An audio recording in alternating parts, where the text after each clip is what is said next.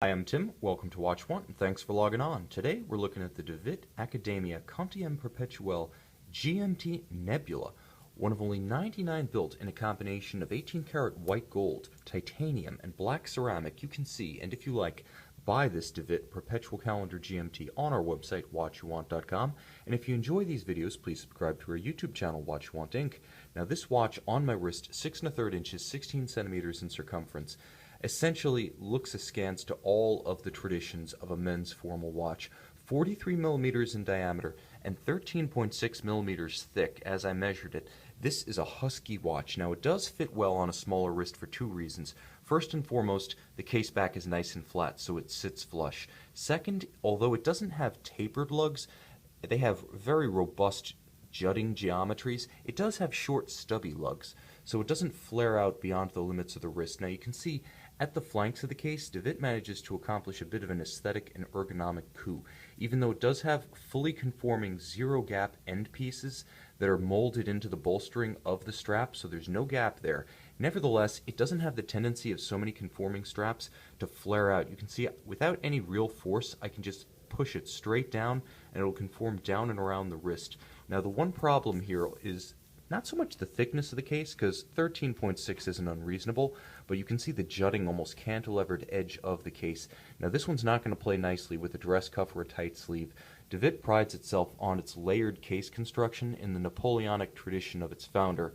More on that in a moment. It uses this imperial column case flank treatment, and the result is that the actual lip of the upper case flares out, and here it's actually exacerbated by the presence of a GMT second time zone pusher that flares out at 9 o'clock. So you're not going to get this under a dress cuff, but this is a watch that's designed to be seen quite plainly, with 5 subdials on the bottom and one extravagant aventurine and silicium moon phase dial at the top. There's a lot going on here aesthetically, but it's beautifully subdivided, balanced, and quite attractive.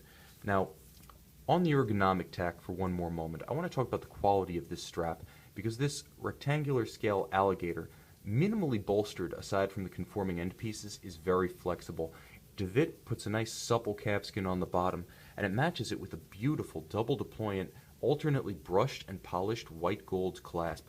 I really like this because the use of the brushed and satin finished interior contrasts nicely with the DeWitt marquee on the exterior. Because it is so spare and pared down, when closed, it almost has the look of a traditional pin buckle in that there's almost no mass, there's no visual obstruction or disturbance. The focal point is the case. And DeWitt does a great job of accomplishing two feats here. First, expressing the individual elements of the case construction, and second, expressing the individual materials used in its construction. Now, founded in 2004 by Jerome DeWitt, who claims lineage to essentially every European aristocrat and royal family member who ever existed, most notably Napoleon Bonaparte. The cases, the design, the whole concept of the company since 2004 has been a bit extrovert and flamboyant, and you can see that here in the expression of the titanium on the case flanks with embedded ceramic panels. Now, you can see polished on the case bottom and the case top, the individual titanium elements of the so-called imperial columns, thanks again Napoleon, are brushed, vertically brushed and striated. It matches the pattern of the brushing on the lugs themselves. Now, there are matte ceramic inserts, and those themselves continue visually. You can see how there's a continuity visually from the flanks up to the insert within the bezel. But unlike the brushed sides, these are all high polish. The gold that you see here in the bezel is white gold.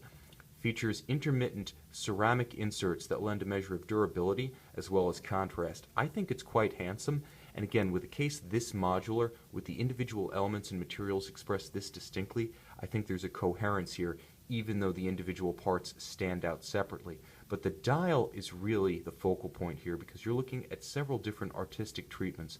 First and foremost, an anthracite-coated Côte de Genève panel displaying all of the perpetual calendar functions. You do have a day, date, month, as well as a leap year cycle counter right here at 6 o'clock, plus a second time zone with 24-hour indication.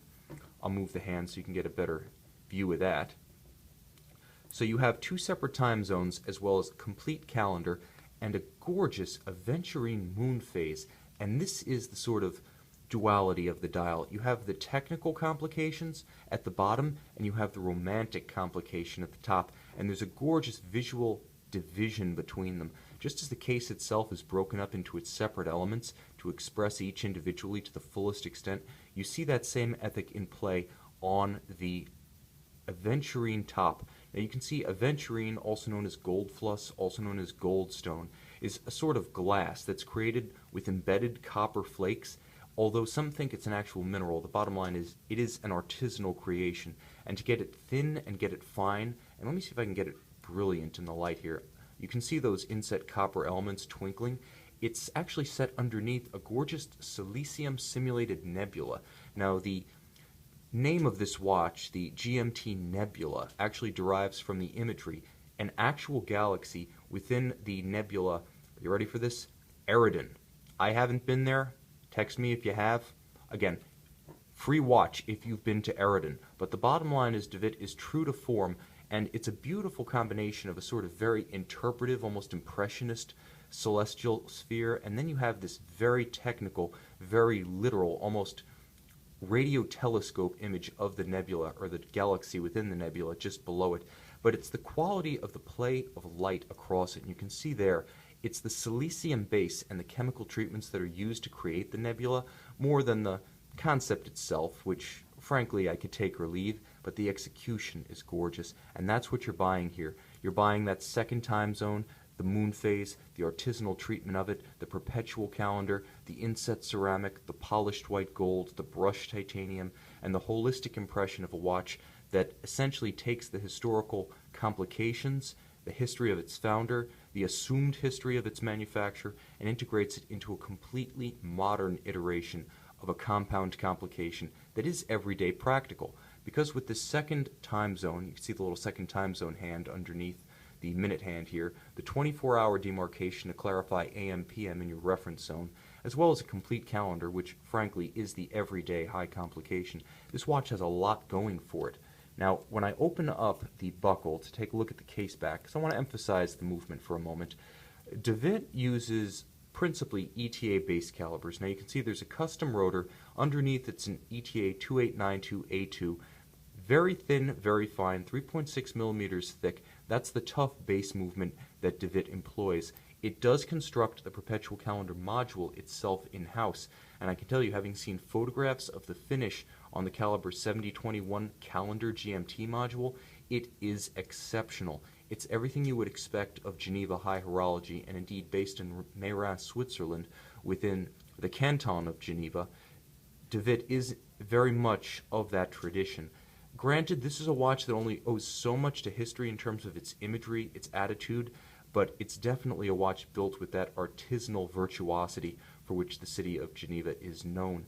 And if you'd like to purchase, own, and experience this DeWitt Academia Quantieme Perpetuel GMT Nebula, one of only 99 built in ceramic, white gold, and titanium, you can see it, and if you like, you can make Napoleon's finest your own on our website, watchyouwant.com.